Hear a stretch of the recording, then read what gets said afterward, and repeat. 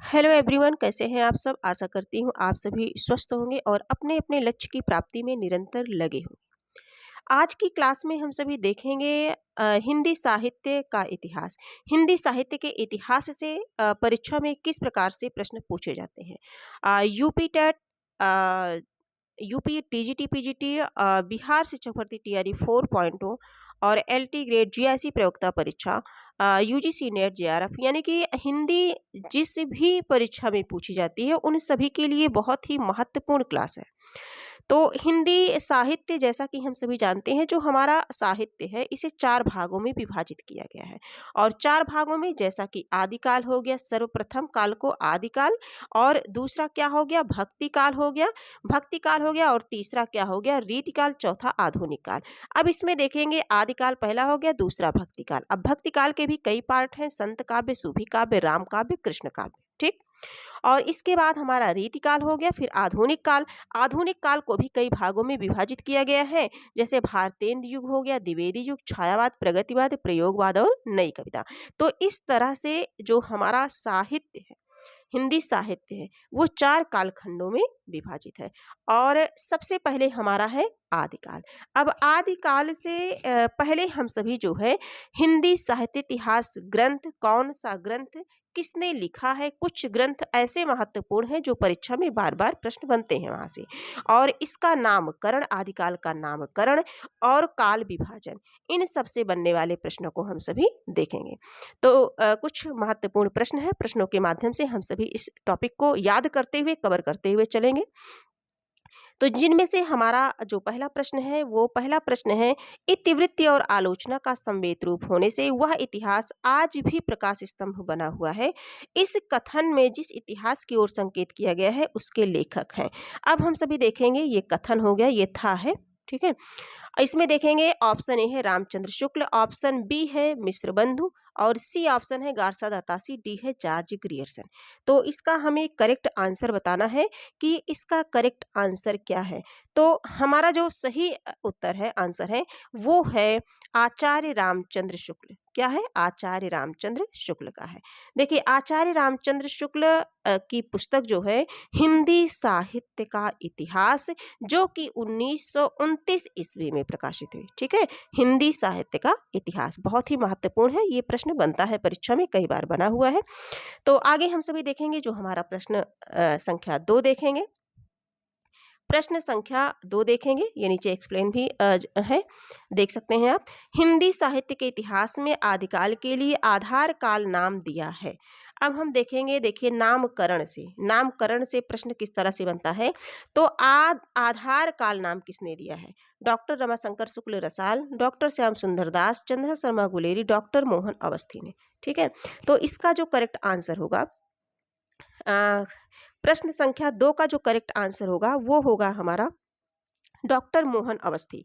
क्या होगा? डॉक्टर मोहन अवस्थी, यानी कि ऑप्शन हमारा डी वाला हमारा सही हो जाएगा। अब यहाँ कुछ जो है अलग अलग जो है नाम दिए गए हैं आदिकाल को। तो जैसा कि आदिकाल को वीर काल नाम किसने दिया गया, बहुत ही इंपॉर्टेंट है, वीर काल नाम किसने दिया? आधार काल को, यानी कि आदिकाल को आधार काल नाम तो सुमन मोहन अवस्थी ने दिया है ना। और जो है आदिकाल को जो है वीर गाथा काल नाम किसने दिया है? तो आचार्य रामचंद्र शुक्ल ने वीर गाथा काल नाम दिया है।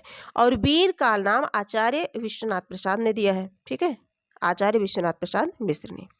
चारण काल नाम जो है जॉर्ज ग्रियर्सन ने दिया है। आरंभिक काल नाम मिश्र बंधु ने दिया है। और महावीर प्रसाद द्विवेदी ने दिया है बीजवपन काल, ठीक। और एक जो बहुत पूछा जाता है, पंडित राहुल शंकरत्यायन ने आदिकाल को किस नाम से अभिहित किया है? तो पंडित राहुल शंकरत्यायन ने सिद्ध सामंत काल। और एक इम्पॉर्टेंट है कि जैसे एक और है, बार बार पूछा जाता है परीक्षा में कि डॉक्टर राम कुमार वर्मा ने क्या कहा है, या इस तरह से प्रश्न बनता है कि संधि एवं चारण काल आदिकाल को किसने कहा है? तो डॉक्टर राम कुमार वर्मा ने संधि एवं चारण काल नाम दिया है। तो इस तरह से हम सभी देखते हैं प्रश्न कैसे बनता है। प्रश्नों को हम सभी देखने पढ़ने के साथ साथ जो है टॉपिक को भी कवर करते चलेंगे। तो प्रश्न संख्या 2 हमारा कंप्लीट हो गया। प्रश्न संख्या 3 देखते हैं। प्रश्न संख्या 3, आचार्य रामचंद्र शुक्ल का साहित्य इतिहास ग्रंथ हिंदी साहित्य का इतिहास नागरिक प्रचारणी सभा से प्रकाशित हिंदी शब्द सागर की भूमिका में किस शीर्षक से लिखा गया था? हिंदी शब्द सागर की भूमिका में किस शीर्षक से लिखा गया था? हिंदी साहित्य की भूमिका। ऑप्शन बी है हिंदी साहित्य की परंपरा, ऑप्शन सी हिंदी साहित्य का अतीत, ऑप्शन डी है हिंदी साहित्य का विकास। तो ये जो प्रश्न है, प्रश्न संख्या 3 है, इसका करेक्ट आंसर हो जाएगा हिंदी साहित्य का विकास। क्या हो जाएगा? हिंदी साहित्य का विकास, यानी कि करेक्ट आंसर हमारा डी वाला ऑप्शन हमारा सही हो जाएगा। अब अगले प्रश्न पर हम चलते हैं। ये परीक्षा एलटी ग्रेड हिंदी 2000 ये जो पेपर, ये जो प्रश्न है, ये जो है 2018 का बना हुआ प्रश्न है। एलटी ग्रेड परीक्षा 2018 में बना हुआ प्रश्न है ये। अगला हम सभी देखते हैं। अगला जो प्रश्न है हमारा, प्रश्न संख्या 4 देखेंगे। Dictionary of English and Hindustani के लेखक हैं। Dictionary of English and Hindustani के लेखक हैं, और ये है जो है ऑप्शन है हमारा जॉर्ज ग्रियर्सन। जॉर्ज ग्रियर्सन है, ग्रियर्सन। विलियम अगला है विलियम जो है ग्राउस, ठीक है, विलियम ग्राउस है। तीसरा है जॉन गिलक्राइस्ट, और चौथा है फेडरिक पिंकार्ट। तो dictionary of English and Hindustani, dictionary dictionary है ना, a dictionary of English and Hindustani के लेखक हैं। तो इसके जो लेखक हैं वो हैं जॉन गिलक्राइस्ट, यानी कि करेक्ट आंसर हमारा सी हो जाएगा। करेक्ट आंसर हमारा क्या बनेगा? सी बनेगा। प्रश्न संख्या 5 देखेंगे हम सभी। प्रश्न संख्या 5 देखेंगे। आगे है हमारा प्रश्न संख्या 5। निम्न में से कौन सी रचना मिश्रबंध द्वारा रचित नहीं है? निम्न में से कौन सी रचना मिश्रबंध द्वारा रचित नहीं है? बूंदी वारिस, भारत विनय, पुष्पांजलि और पृथ्वी कल्प। प्रश्न संख्या 5, प्रश्न संख्या 5 है, और इसका करेक्ट आंसर हो जाएगा पृथ्वी कल्प, यानी कि करेक्ट आंसर हमारा क्या हो जाएगा? डी हो जाएगा। पृथ्वी कल्प ये मिश्रबंध द्वारा रचित नहीं है, बल्कि किसकी है? गिरिजा कुमार माथुर की है। किसकी है? गिरिजा कुमार माथुर की है। गिरिजा कुमार माथुर की है। ठीक है, हम आगे बढ़ते हैं। प्रश्न संख्या 6 देखते हैं। एशियाटिक सोसाइटी ऑफ बंगाल की पत्रिका के विशेषांक के रूप में निकलने वाला हिंदी साहित्य का इतिहास कौन सा है? हिंदी साहित्य का इतिहास कौन सा है? पुनः प्रश्न को पढ़ना चाहूंगी। एशियाटिक सोसाइटी ऑफ बंगाल की पत्रिका के विशेषांक के रूप में निकलने वाला हिंदी साहित्य का इतिहास कौन सा है? तो चारों ऑप्शन है हमारे सामने, है ना।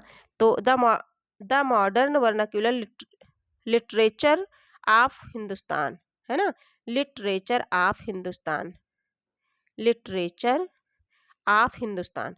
The sketch of Hindi literature, A history of Hindi literature, Hindi साहित्य का इतिहास, इस तरह से। तो करेक्ट आंसर जो हो जाएगा the modern vernacular literature of Hindustan, correct answer हमारा ए हो जाएगा। प्रश्न संख्या 7 पर चलेंगे। थोड़ा सा हम सभी पढ़ लेते हैं, यहाँ इंपॉर्टेंट है। एशियाटिक सोसाइटी ऑफ बंगाल की पत्रिका के विशेषांक के रूप में निकलने वाला Hindi the modern vernacular literature of Hindustan 1888 ईस्वी में है। The modern vernacular literature of Hindustan नाम के लेखक कौन है? जॉर्ज ग्रियर्सन है। ग्रियर्सन ने अपने ग्रंथ में 952 कवियों को शामिल किया है। डॉक्टर किशोरीलाल गुप्त ने द मॉडर्न, ये मॉडर्न है, the modern vernacular literature of Hindustan का हिंदी साहित्य में प्रथम इतिहास शीर्षक से हिंदी में अनुवाद किया, जिसका प्रकाशन 1957 ईस्वी में हुआ। हिंदी साहित्य का प्रथम इतिहास, हिंदी साहित्य का प्रथम इतिहास शीर्षक से हिंदी में जो है अनुवाद किया, और इसका प्रकाशन जो है 1957 ईस्वी में। ठीक है, तो 7 नंबर का जो प्रश्न है हमारा वो है हिंदी काव्यधारा के संग्रहकर्ता साहित्यकार का नाम क्या है? हिंदी काव्यधारा के संग्रहकर्ता, हिंदी काव्यधारा के संग्रहकर्ता साहित्यकार का नाम क्या है? महामहोपाध्याय हरशास्त्री, ऑप्शन ए है। ऑप्शन बी है महापंडित राहुल शंकरत्यायन, सी है डॉक्टर हमीदुल्लाह, डी है डॉक्टर प्रबोध चंद्र बागची। तो चारों ऑप्शन में से हमें जो करेक्ट आंसर है वो है हमारा महापंडित राहुल शंकरत्यायन। तो करेक्ट आंसर हमारा क्या हो जाएगा? बी हो जाएगा। अगला हम बढ़ेंगे, आगे देखेंगे हमारा जो है आगे देखेंगे प्रश्न संख्या 8 देखेंगे, इनमें से किसने अपने हिंदी साहित्य इतिहास में आदिकाल को संधिकाल तथा चारणकाल नामक 2 उपशीर्षकों में विभाजित किया। देखिए, नामकरण से प्रश्न हर बार परीक्षा में बनता है, ठीक है।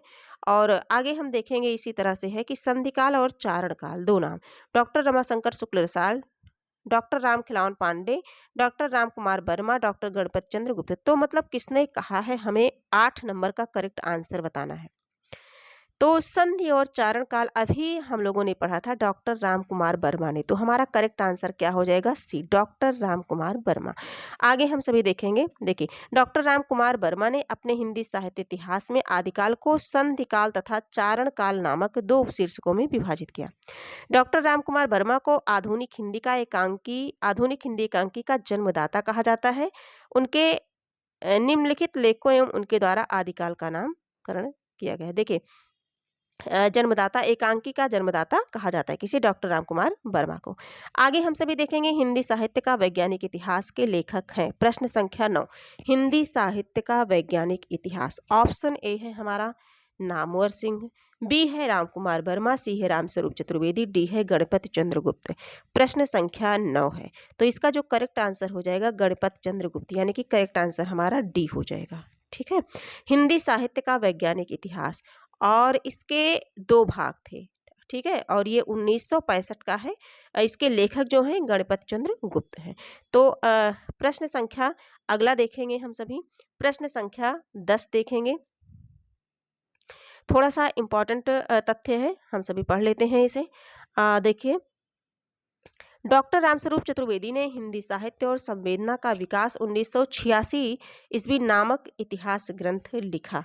देखिए, डॉक्टर राम कुमार वर्मा हिंदी साहित्य और संवेदना का विकास, डॉक्टर रामस्वरूप चतुर्वेदी ने हिंदी साहित्य और संवेदना का विकास, और ये कब किया, ये 1986 में, ठीक है, इतिहास ग्रंथ। राम कुमार वर्मा ने हिंदी साहित्य का आलोचनात्मक इतिहास 1938 प्रसिद्ध इतिहास ग्रंथ की रचना की।